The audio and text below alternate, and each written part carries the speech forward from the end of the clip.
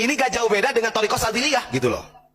Thariqah Sadiliyah yang dipegang oleh Maulana Habib Lutfi, di dalam tawasul silsilahnya juga ada yang berbeda gitu. Dan ini bukan rahasia lagi, sudah banyak yang tahu gitu. Maka jangan salahkan kalau nasab Anda sekarang digugat oleh orang-orang yang punya kultur nasab yang sesungguhnya, jangan salahkan.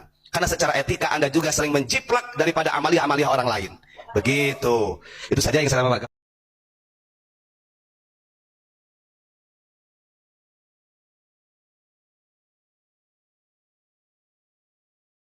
Saya menemukan ada catatan mengenai tentang aurat Rotib Sayyid Ahmad Ar-Rifai.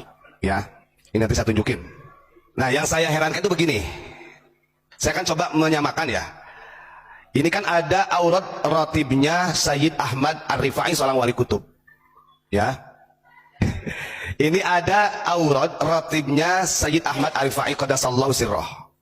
Nah, Sayyid Ahmad Ar-Rifai ini beliau lahir pada tahun 1118 Masehi, wafatnya 1182 Masehi. Setelah saya muwafakohkan gitu kan, saya tulisan ini, aurat ini dengan yang ditulis oleh Habib Al-Haddad ini, Ali bin Abdul Al-Haddad ini yang menjadi Ratibul Haddad. Ternyata cara baca tulisannya, bacaannya, auratnya sama.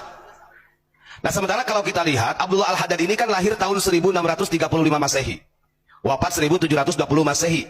Kurang lebih hampir 500 tahun Pak jaraknya, lebih dulu Sayyid Ahmad Ar-Rifai.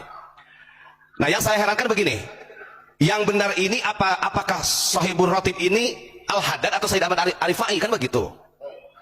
Sementara yang masyhur di kita ini diklaim sebagai Rotibul Haddad.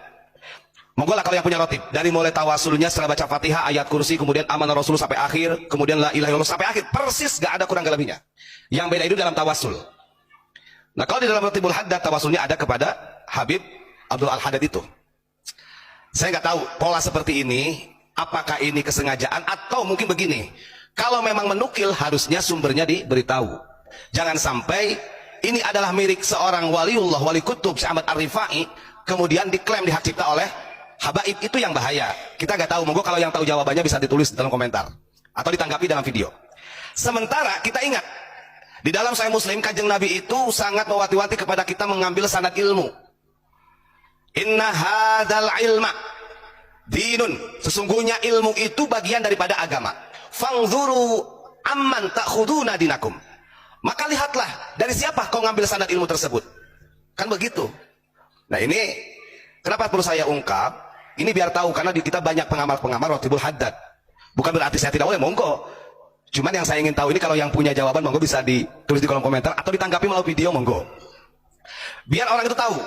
Saya cross check dari mulai barisan pertama sampai akhir, gak ada bedanya.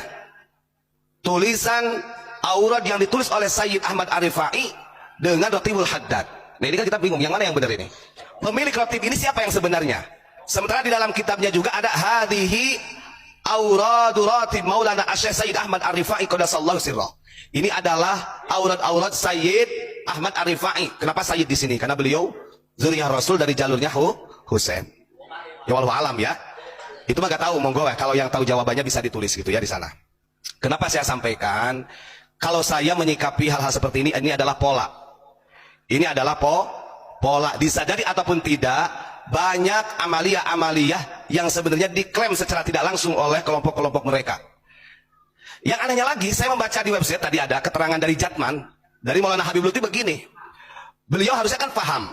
Beliau seorang ketua Jatman, tokoh sufi sedunia. Artinya mengoreksi ini harusnya beliau juga paham. Tapi beliau hanya menjelaskan Rotibul Haddad ini fadilahnya sangat banyak. Karya dari Al-Habib Muhammad Ali Abdullah Al-Haddad, siapa? Abdul Al-Haddad, nah begitu. Itu yang disampaikan oleh Maulana Habib Lutfi. Kadang-kadang saya itu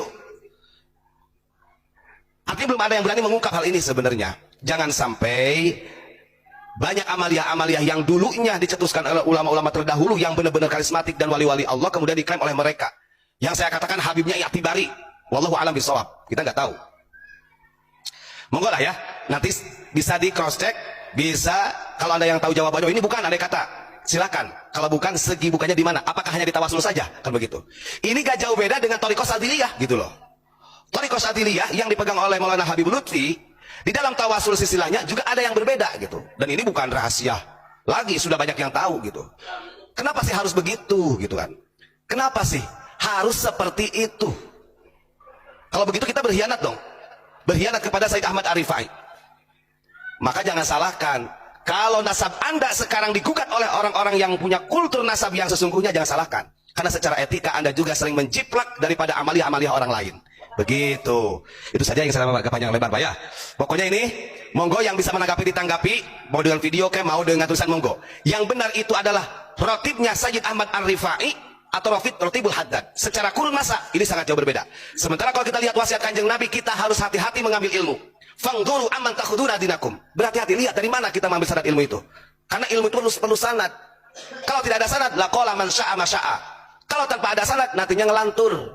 Begitu. Banyak kebohongan. Naudzubillah.